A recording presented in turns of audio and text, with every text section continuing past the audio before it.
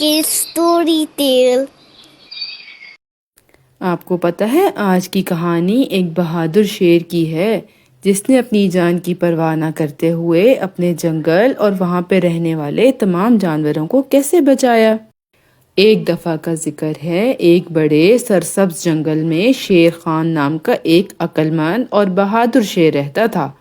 وہ صرف مضبوط نہیں تھا، وہ مہربان اور عقل مند بھی تھا۔ چھوٹے چوہوں سے لے کر لمبے زرافوں تک تمام جانور اس سے بہت پیار اور عزت کرتے تھے، کیونکہ وہ جنگل کا بہت خیال رکھتا تھا اور اس بات کو یقینی بناتا تھا کہ ہر کوئی محفوظ اور خوش رہے۔ لیکن کچھ برا ہوا، اور وہ یہ کہ بارشیں رک گئیں، جنگل کی ندیاں سوکھ گئیں، درخت اپنے پتے کھو گئے، گھاس خشک ہو گئی اور جانوروں کو پینے کے لیے پانی نہیں ملا۔ وہ سب بہت پریشان تھے۔ ہاتھی، زیبرا اور بندر اکٹھے ہو گئے اور پوچھا، شیر خان اب ہم کیا کریں گے؟ ہمیں تو بہت پیاس لگی ہے۔ شیر خان غور سے سن رہا تھا۔ وہ یہ نہیں چاہتا تھا کہ جانور خوف زدہ ہوں، لہٰذا اس نے ایک بڑی میٹنگ بلائی جہاں تمام جانور اپنے خیالات کا اظہار کر سکتے تھے۔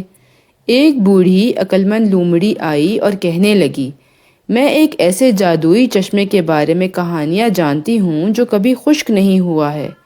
یہ جنگل کے دوسری طرف پہاڑوں میں بہت دور چھپا ہے، لیکن وہاں پہنچنا بہت مشکل ہے اور کوئی بھی وہاں نہیں جا سکتا اور نہ کبھی کسی نے کوشش کی ہے۔ شیر خان نے ایک لمحے کے لیے سوچا اور کہا، میں جاؤں گا، میں جادو کا پانی تلاش کر کر اپنے جنگل کو بچاؤں گا۔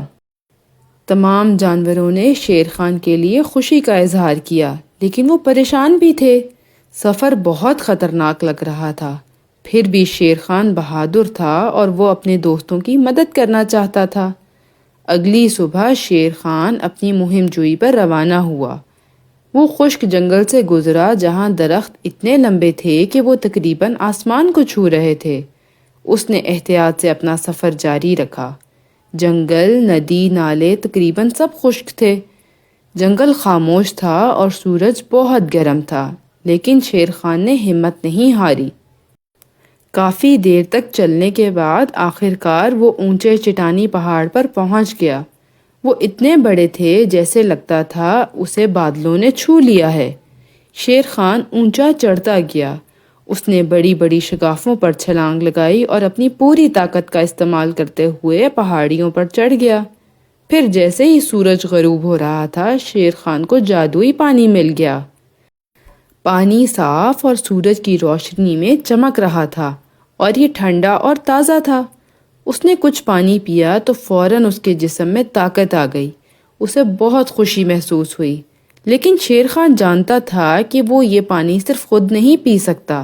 اسے جنگل واپس لے جانے کے لیے راستہ تلاش کرنا تھا تاکہ تمام جانوروں کو کچھ مل سکے۔ شیر خان اپنے تیز پنجوں کا استعمال کرتے ہوئے پانی کا راستہ کھود رہا تھا۔ دھیرے دھیرے جادو کا پانی پہاڑ سے نیچے جنگل سے ہوتا ہوا واپس جنگل کی طرف بہنے لگا۔ واپس جنگل میں جانور انتظار کر رہے تھے اور امید کر رہے تھے کہ شیر خان جلد واپس آ جائے گا۔ اچانک انہوں نے ایک آواز سنی، پانی کی آواز۔ جانور دریا کے کنارے کی طرف بھاگے اور دیکھا کہ پانی تازہ اور صاف بہہ رہا ہے۔ درخت سبز ہونے لگے، پھول کھلنے لگے اور جانور اپنی ضرورت کا سارا پانی پینے لگے۔ شیر خان تھکا ہوا تھا لیکن خوش جنگل میں واپس آیا۔